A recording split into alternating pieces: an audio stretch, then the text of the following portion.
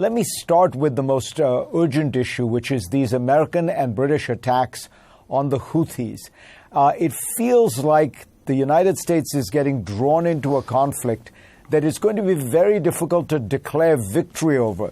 The Houthis have withstood 10 years of Saudi airstrikes, bombardment, war, and what they're doing is launching, cheap drones that are causing all this damage. Is there a possibility that these American and British strikes will work? Probably 10% out of 100. I think the big question, Fareed, is that the Biden administration is getting sucked into the shifting sands of the Middle East with really eyes wide open.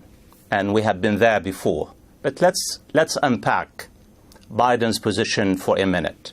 From day one, after Hamas' bloody attacks on Israel on the 7th of October, the key objective of the Biden administration has been to prevent the escalation, the spread of the conflict from Gaza. What does it mean?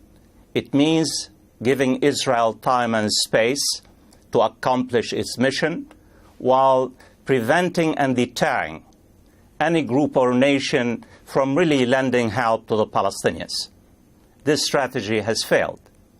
The war in Gaza has spread near and wide.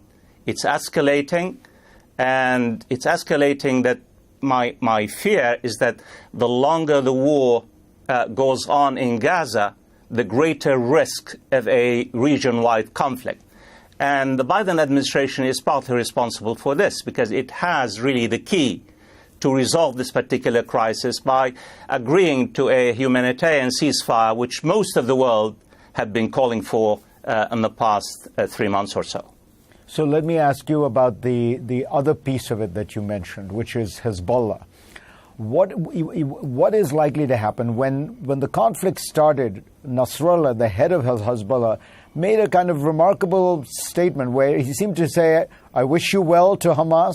We did not know about this in advance, but we're not joining in. So there was a caution, there was a pragmatism.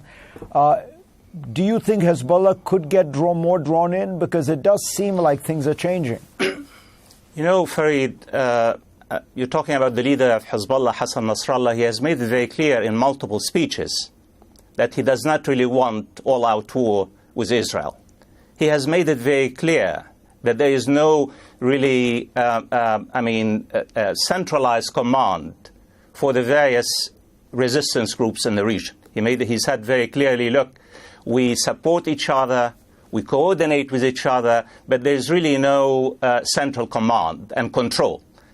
Each one of us, he says, quote unquote, basically acts according to their own national interest. And in fact, the United States itself has made it very clear that Hezbollah has been acting with restraints. Hezbollah has not targeted Israel's population centers. But if you look at what's happening in the past few weeks, it's really Israel that has been pushing Hezbollah to the limits. It's provoking Hezbollah. It has been killing its, top commanders in the field. It had attacked Hezbollah in the very heart of its social base in Beirut and the south. It has killed scores of Hezbollah members in Syria. More in the past 3 months, 19 Hezbollah fighters, than in the past the past year.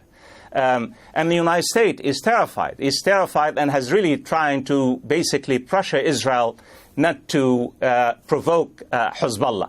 Israel also, Fareed, and the Defense Department, the U.S. Defense Department, has been furious.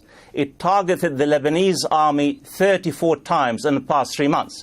And if you ask me what's happening here, and I might come across as too cynical, but I think Netanyahu's political future depends on the continuation of the war in Gaza and probably its expansion. Because when the guns fall silent in Gaza, he knows that there will be public reckoning for his strategic failure on the 7th of October and for his failure to deliver on his promises. Let's take stock of the last 100 days. Let me just ask you, Fawaz, before we go, though, I want to ask you about this one other piece of news, which is the Saudis reaffirmed that they wanted to normalize relations with Israel. That strikes me as unusual given everything that's going on. What do you think? What do you read into that? Do they really don't care about the Palestinian issue? How would you read it? Well, the other part which you did not mention is that they will normalize only when Israel accepts to basically allow the Palestinians self-determination and a state of their own.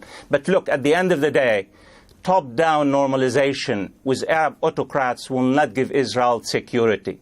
The only security that Israel can have is genuine reconciliation with the Palestinians. Fareed, genuine reconciliation with the Palestinians means ending Israel's military occupation. It means allowing Palestinian self-determination. It means being a good citizen in its neighborhood and being at peace with itself. This is the only way that Israel can really live in peace in the region. Not with this fake normalization with Arab autocrats that really will never deliver genuine, real security for Israel.